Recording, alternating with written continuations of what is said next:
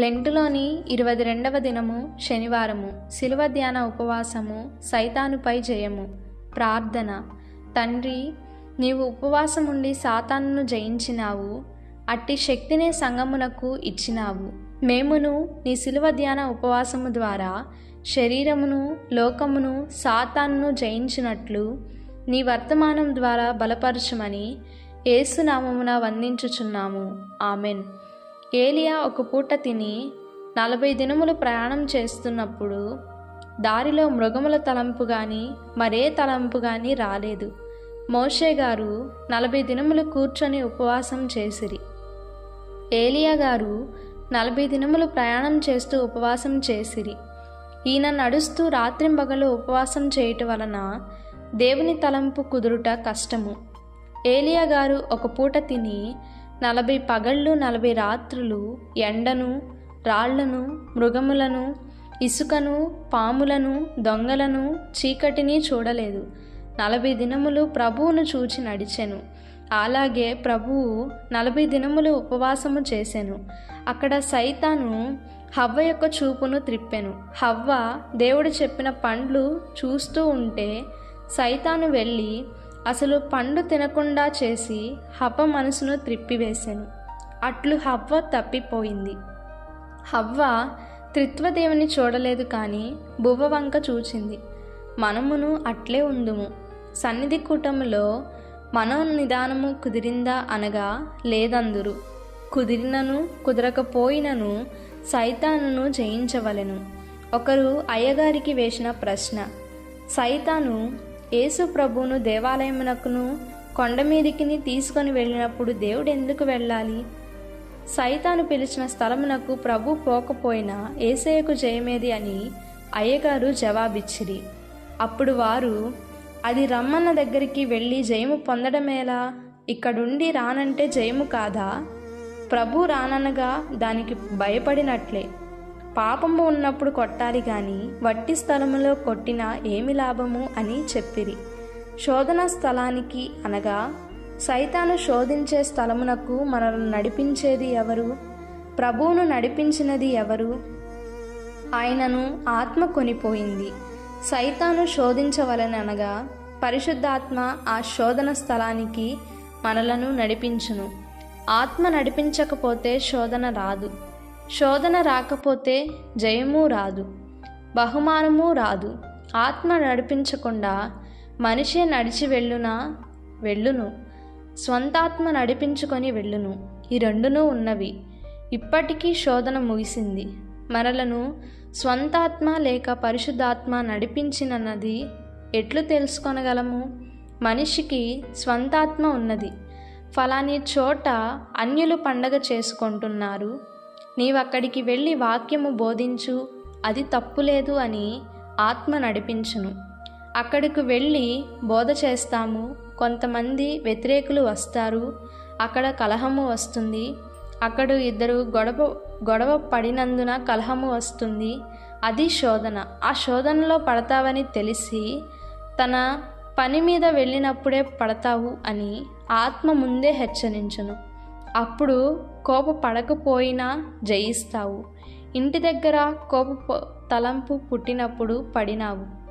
ఇప్పుడు వెళ్ళి సువార్త ప్రకటించినావు. వాళ్ళు కోపపడినందును తిరిగి కోపపడినావు గనుక అక్కడ పాపము వచ్చినది. అయ్యగారి స్నేహితుడు ఒకరు బోధిస్తున్నప్పుడు ఆయన బోధ వినువారికి కలహము రేగింది. అప్పుడు అయ్యగారు పిల్లలను పాట ఎత్తమనగా కలహము ఆగింది. పిమ్మట అయ్యగారు, అయ్యా, మీరు ఆయనకు వేసిన ప్రశ్న నాకెయ్యండి అన్నారట. సంగతి అదని చెప్పగా వారు అయ్యగారు చెప్పినట్లుగా ఆయన చెప్పలేదు అన్నారు. అయ్యగారి స్నేహితుడు మళ్ళీ వాదమునకు వెళ్ళిరి.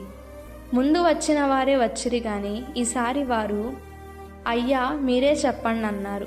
కనుక మనకు శోధన వచ్చినా కోపము పడరాదు. దేవుడు సైతాను మీద కోపపడలేదు. అది వచ్చే వారము చెబుతాను. సందేహం పుట్టించే ప్రశ్నలు, పాపములు, దేవుని మీద తిరుగుబాటు, ఇలాగు చేయట నీకు తగునా అని అనుట మరి పాపము. ఇవి మనలో ఉన్న ఎడల రాకడకు సిద్ధపడలేము గనుక దేవుని మీద ఈ ప్రశ్నలు వేయరాదు. అలాగే రొట్టెల వలె ఉన్న రాళ్ళు ఎదురుగా పెట్టి ప్రభు మనోనిదానము త్రిప్పాలని చూచింది. ఆయన మనస్సు రొట్టెల వైపు కానీ రాళ్ల వైపు కానీ పోలేదు, కానీ 6వ అధ్యాయములో ఉన్న మాట మీదికి పోయింది. మనిషి బ్రతుకుట దేవుని మాట వల్ల కానీ రొట్టె వలన కాదు అన్నాడు. ఓ సైతానా, నేనొక సలహా ఇస్తాను. రొట్టె వల్ల కాదు, కానీ దేవుని నోట నుండి వచ్చు ప్రతి మాట వల్ల మానవుడు జీవించును అని ప్రభువు అన్నారు. అక్కడ హవ్వమ్మ కూడా అట్లే అనవలసింది కానీ అనలేదు. ఆమె చూపు పండు మీదికి పోయింది.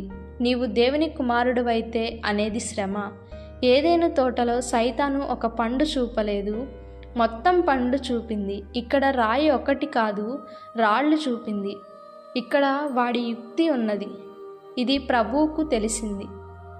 ఆయన లోకమునకు వచ్చిన పిమ్మట కలిగిన మొదటి శోధన ఇదే. ప్రభువునకు వచ్చింది. మంచి పిండి వంటలు పెట్టి ఓటు వేయించుకొందురు. ఇక్కడ మాయగాని జాలి కాదు. ప్రభు అది గ్రహించి సైతానుకు లోబడక రాళ్ళు వైపు చూచి దగ అన్నారు, రొట్టె వైపు చూచి దగ అన్నారు. సైతాను అక్కడ ప్రభువును పొగిడింది. అయ్యా, మీరు రాళ్ళు రొట్టెలు చేయగలరన్నది. గట్టి రాయిని నీవు మెత్తని రొట్టెగా చేస్తావన్నాడు. కొరకలేని రాతిని కొరికే రొట్టెగా చేస్తావని పొగిడింది. శోధనలోని మరొక శోధన. అక్కడ తోటలో తిండి, ఇక్కడ రొట్టెలు తెచ్చి తిండి. తోటలోనూ తిండి శోధన వచ్చినది కనుక ప్రభువు తిండికి ఇక్కడ లోబడలేదు. దేవుని మాట వల్ల మనుషుడు జీవిస్తాడు అని చెప్పిన వాక్యములోని 3 మాటలు 3 జెండాలు. లూదరుగిరిలో పాదిరి గారికి అయ్యగారు ఈ పాఠమే చెప్పిరి. అక్కడ గ్రేపు దొరగారు అది విని అందరికీ వారు వెళ్ళే వరకు చెప్పేవారు. మనము కూడా ఇది అర్థం చేసుకోవాలి. ఇది మీ మనసులో జ్ఞాపకం ఉన్నప్పుడు మీకు విజయమే. అక్కడ ఏదైనా తోటలో తినకూడని పండ్లు తినమనియు, ఇక్కడ అరణ్యములో తినదగని రాళ్ళు తినవలసిన రొట్టెలని వాడు చెప్పినాడు కనుక అక్కడ ఇక్కడ దగ, అంతా దగే. ఓ దయగల ప్రభువా, నీవు జయించినట్లుగా మేము కూడా జయించే శక్తిని దయచేయమని వేడుకుంటున్నాము. ఆమెన్. అట్టి శక్తితో వరుడు మిమ్మును అలంకరించునుగాక. ఆమెన్.